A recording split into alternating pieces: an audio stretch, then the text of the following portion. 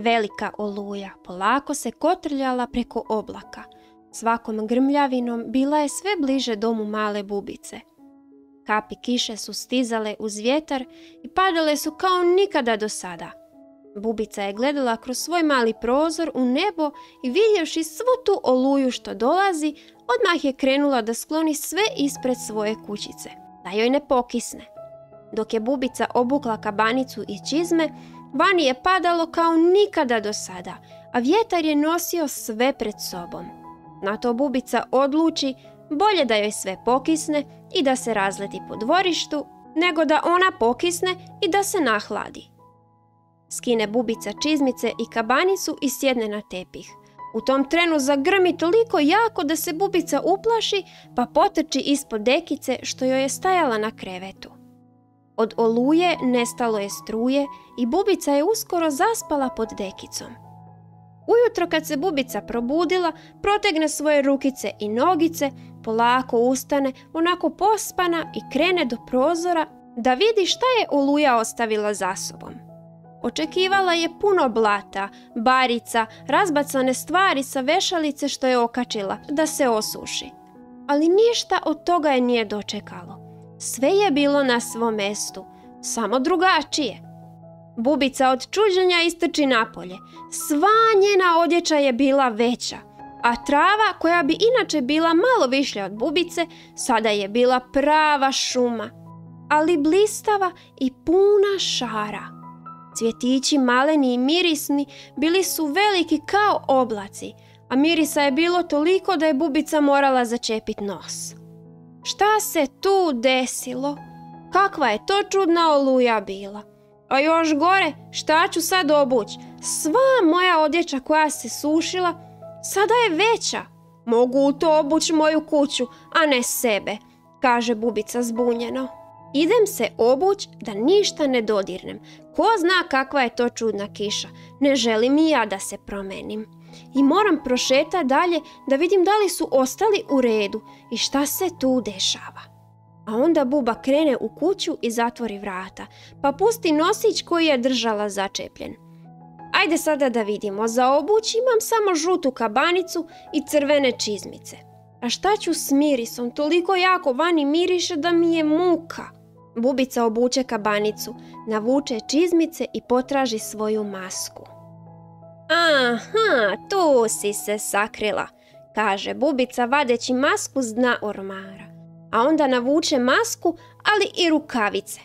Sekundu kasnije bubica je stajala spremna. Otvori vrata i zaputi se u pustolovinu. Sada skroz sigurna i opremljena. Polako, korak po korak, pazeći da nešto ne dotakne, bubica je krenila do leptirka. Aha, eto vidiš, nije ova kiša promenila sve. Put do leptirkove kućice je iste udaljenosti kao i prije, kaže bubica sama sebi pa se osmijehne. Kuc, kuc, leptirko, jesi kući? Kuc, kuc. A možda još spava, moram glasnije vikat. Leptirko! Leptirko! Na to bubica začuje viku iza sebe. A, upomoć! Ko si ti? Upomoć! Bubica se okrene pa isto to počne i bubica vikat. Upomoć! A onda počne lupat na vrata svom snagom. Leptirko, otvaraj! Bubica je, otvaraj! Na to neznanac iza bubice poviče. Bubice, jesi to ti? Bubice, ja sam Leptirko, pogledaj me. Bubica se okrene pa upita. Ali ne izgledaš kao prije. Prije si bio plavi i normalan, a sada si veći i tako čaroban. Hvala, bubice.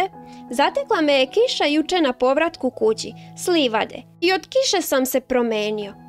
Ali kako si se ti to promenio, izgledaš kao žuti astronaut. Kakva kiša je tebe zatekla? Nikakva, odgovori bubica.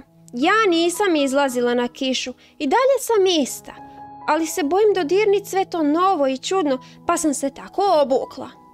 A masku sam morala staviti, sve ovo veliko cveće previše miriše, pa mi je muka.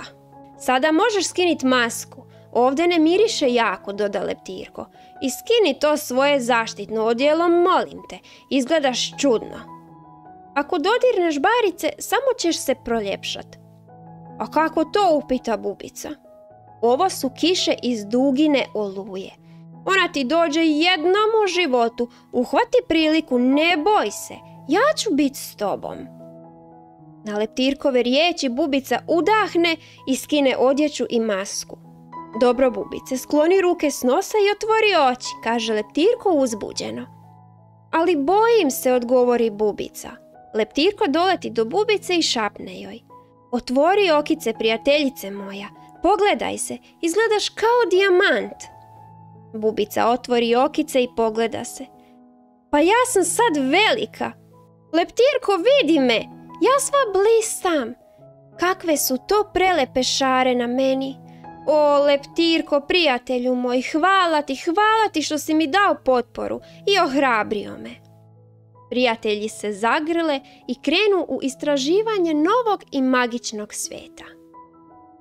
Dragi moji, poduprite prijatelje i budite uz njih.